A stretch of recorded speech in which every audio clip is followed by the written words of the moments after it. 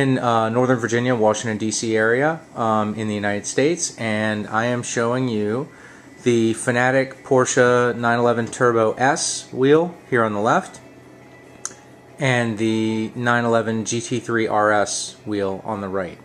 A little bit of background: this wheel I've had for 6 months or a year, been using it almost every day, absolutely love it. It's compatible with the PC and the PlayStation 3. And I race iRacing, also R-Factor a lot on the PC side. I've also gotten into Need for Speed Shift, and I also race Gran Turismo 5 Prologue. But I'm a big Xbox gamer, and I love the idea of having one wheel that can work on all three platforms, which brings us to this guy here, which I know a lot of people have been anxiously waiting for about a year since it was announced. And I was a beta tester on the original Porsche 911 wheel, which was just like this guy, only compatible with the PC and the PS3.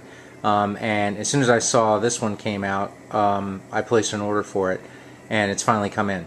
But what I'm here to talk about today is the differences between the two, and actually we're going to attempt to merge the two together because I want the functionality of the wheel that is compatible with all three platforms, but I've really gotten addicted to this nice larger rimmed Alcantara suede rim on the GT3RS, and just really like the feel of the wheel. So I've talked to Thomas at Fanatec about swapping the guts, if you will, of both wheels so that I can have the best of all worlds, which is the rim from this wheel and the nice feel that it has on the features of this wheel. Okay,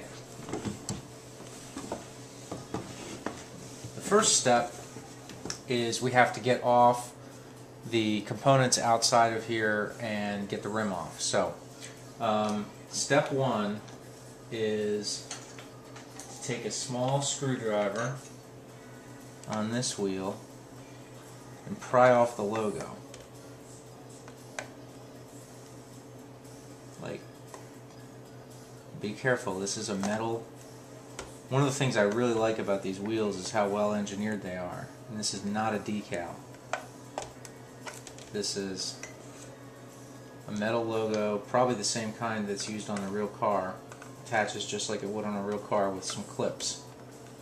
And if you pop it off, there we go. We'll set that down, and might be difficult to see.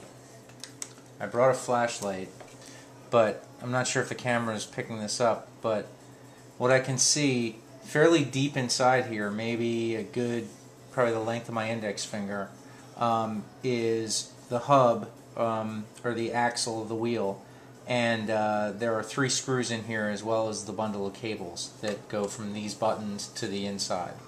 So what we need to do is get these screws out. They're Phillips head screws, and once we get those loose, then the wheel will come off, and then we'll go to step 2.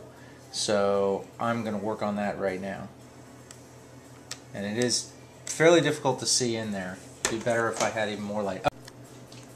Okay, I managed to get the screws started with this.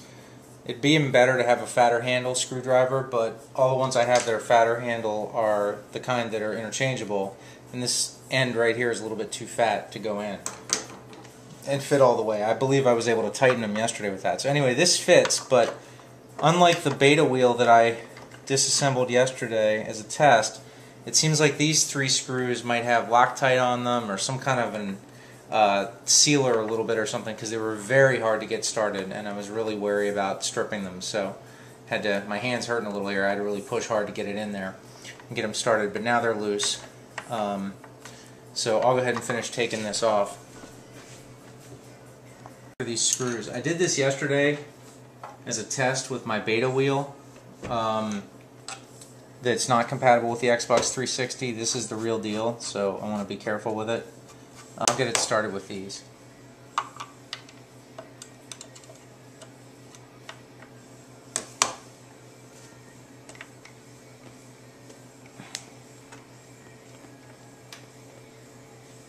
Alright, that's really tight, so I'm going to get a better screwdriver. I don't want to strip them. That would be a disaster. Okay, we've gotten the screws out, and it looks like they do have Loctite or something on them. It's like a pinkish red. So maybe when I go to put them back in and finally reassemble this, I'll get some Loctite or something, just to make sure it's tight. As I said, I didn't see that on the beta wheel. Anyway, unfortunately, it's kind of like playing a game of Operation, for those of you that ever played that as a kid. When you actually get them unscrewed all the way, to actually get the screws out, you still have to reach in a good 1.5 or 2 inches here. And I was using these needle nose pliers to pull them out because my screwdriver isn't magnetic, and these are long and wobbly screws anyway. I got 2 of the 3. Unfortunately, one of them fell down in there, so I'm going to have to shake it out after I get the wheel off. Hopefully that won't cause any problems. So now that I've got the 3 screws out, the wheel will pull off of the hub like this. And there's not a lot of slack in the cable, but I'm not sure if this is coming through on the camera, but you can see it will pull off the hub, and there's the residue, it looks like, from the Loctite where the 3 screws went in. So now that we've got that off, the next step is to get this front plate off, and that's done with some screws that are on the back of the wheel.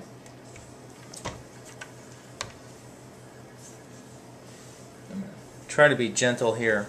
I don't want to strain that cable, but there are 3 screws. There are 3 screws in the top of the back hub, and then there is a 4th along the bottom right here. Hopefully this is getting on camera. So there's 1, and the other 3 are right behind here. 1, 2, 3. So I'm going to undo those.